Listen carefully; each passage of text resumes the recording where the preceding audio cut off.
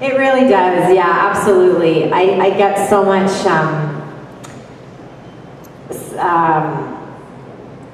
joy from working with those musicians. I feel really lucky, and I'm always saying, you know, I feel a bit like a fraud because it's not like I went to school for music. I studied classical piano growing up, but I didn't study that full time. And I really learned so much from just be kind of flying by the seat of my pants, I feel like sometimes, but really just learning and just doing it, because I really did jump into the whole music scene without a real plan. But I love working with other musicians. Working with Jesse has been an amazing experience. And of course, I mean, I've worked most closely with Kevin and my band members. My husband in particular has taught me so much, you know, watching him work with all the different musicians and singers, and having the experience with their patience to work with me too. I feel very lucky. Who do you think has been a big influence on you musically, if you had to pinpoint just a few? Oh, well, my friend was asking me that earlier today, who I listen to, and I've been listening a lot to some singers from Spain. The emotion of Diego El Cigala, I would love to one day do a duet with him. That would be a dream of mine. And I also really love Marisa Monte from Brazil, and Monica Molina from Spain, and Rosana from Spain. And also, I am a big fan of Lassa from Montreal, and Lila Downs from Mexico. And then there's so many, you know, Los Panchos. We did a song from them from Mexico, Amor, Amor, Amor, and there are so many, I think, artists that have played a big role in my own music. Okay, let me quickly ask, are there any questions from the audience?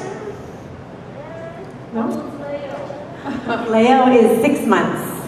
6.5 months. Oh, I didn't even see him in the audience. There he is. Any other questions?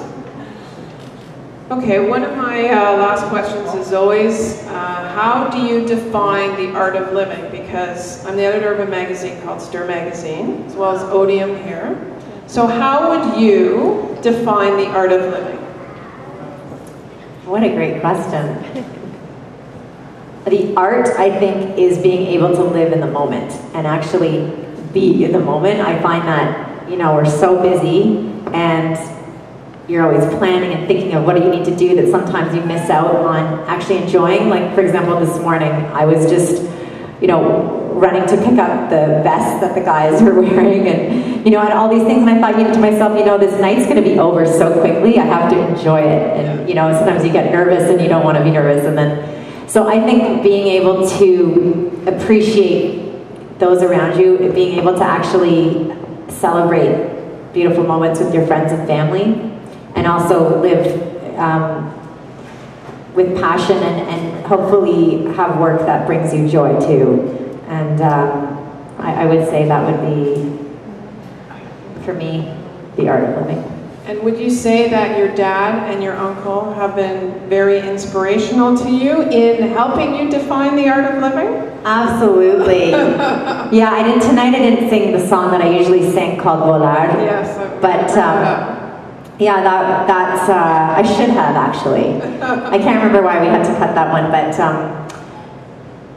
but yeah, growing up, I was able to see my dad run his own business, but also, like, he has so many different hobbies and always made so much time for his family. Same with my mom, and my uncle as well with his family. They really,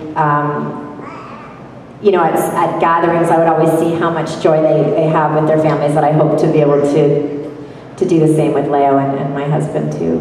That's great. Now, last question. What was your favorite moment of the evening here at the Rose Theatre? Oh my God. Or something that will stand out about this performance tonight. Oh, wow. I guess for me, I'm such a lover of dance, and being able to have invited Carmen, she didn't know me. I mean, I think she said she was familiar with my work, but I just had this idea that I wanted to bring that element into the show. So I just called her very spontaneously, and I didn't know how she would feel about performing with a band that's not her usual guitar, and she said yes. And then I think that moment when we were actually doing it, and we had rehearsed it just once, and she likes to improvise, and so do I, and so just that moment of our eyes meeting, and then it was happening, like it was like a dream being realized. That to me was really cool. That's great. I think we have one more. Last question here. I wanted to ask you, Amanda, about you are nominated once again for the Canadian Jazz Awards. Yeah. So how is that being there nominated with such names like Hilario Duran and all these people? Yeah, I have to say I do not feel, I feel really honored that they've included me in that lineup, because most of those musicians have been working at music for their whole life, and they are so, they've developed such a craft that, you know, I feel like, I just feel very, I'm very appreciative that they've included me in that lineup. Not necessarily I don't feel worthy of it, but I think that I feel like it's my, maybe I'd like to think of it as my whole band being included, because they bring so much to my music. And you know, it's my name, but I think that I hope they're recognizing that it's the team that I have the pleasure of working with. And yeah, that's very cool to be nominated among, you know, Hilario and Jane and David and Liana, all of them. So, yeah, it's exciting. Okay, this is the very last question. Amanda? Yes. Yes, looking at your story, you've gone full circle from school to where you've come now. If you had to go back, would you change anything? You know what, I don't think I would, because I don't think that, I think like I said before, I think that everything helps you, and you don't necessarily see it at the time. And I mean, people sometimes say, oh, well, wasn't that a waste of money, like to study biology? But I think that you can learn, like I did develop a discipline from having to memorize all those plant names. And it was a lot of work, and I think the work ethic is something that I bring to my music, I hope. But I think you do the best you can with what you know at the time, and you make different choices as you go along, and you always can choose a different path. And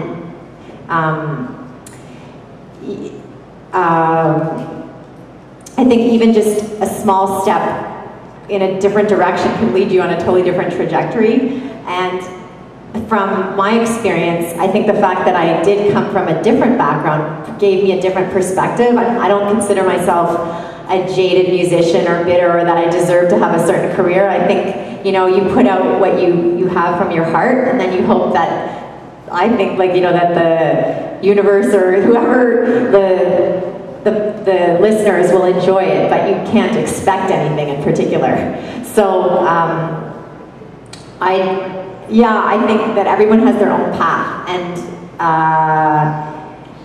it's sort of pointless to compare paths, because everyone's on their own different little journey. And so for me, my journey was to go and meet the people and experience the different experiences that I had in school, which I know I developed some amazing friendships and colleagues that are still part of my world today. And in fact, one of the friends of mine who I went to MBA school with is now helping me as a business consultant to look at my work more objectively. So. Well, Amanda, thank you so much for staying with us for the interview afterwards, and continued success. Thank you very much.